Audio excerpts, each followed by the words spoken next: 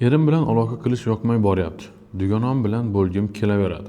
To'g'risi bo'ldik ham birga. Nimaga shunaqa bo'lyapti doktor deb obunachimizdan savol kelibdi. Hozir mana shu murakkab savolga javob berib o'tamiz. Videoni oxirigacha ko'ring. Qani bo'lmasa, ketdik.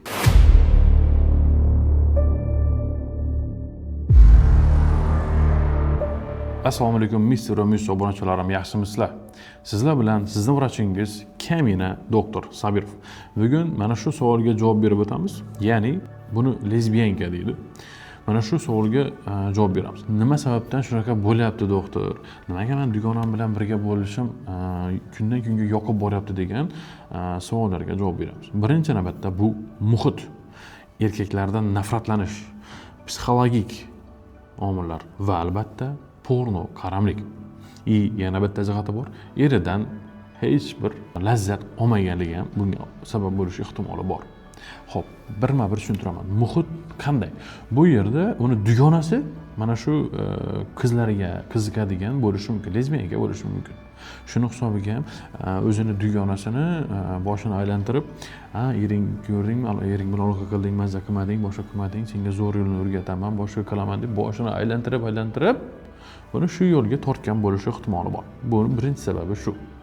Keyingisi muhit dedik. Muhit ham shu boyagi dugonasidan kelib chiqadi hammasi.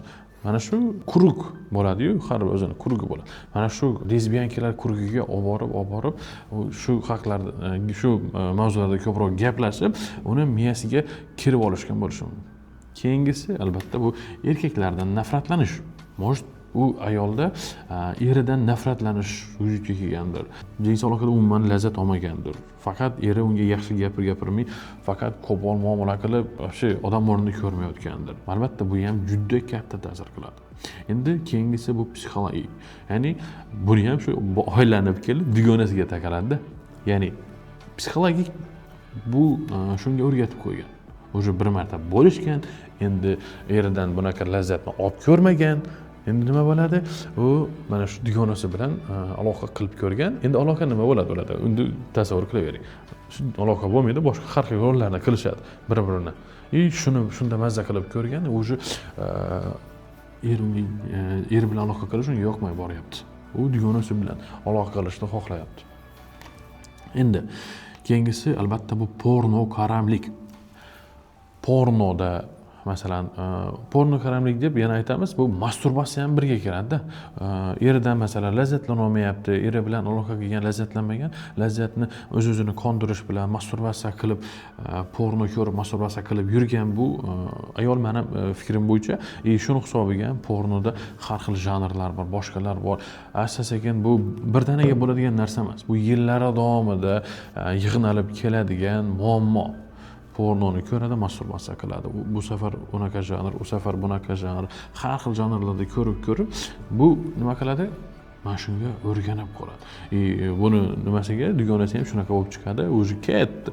U shu tomonga olib ketadi. Shuning uchun ham mana shu pornoni ko'rmaslikni, masturbatsiya qilmaslikni maslahat beraman. Bu savolga javob berdik.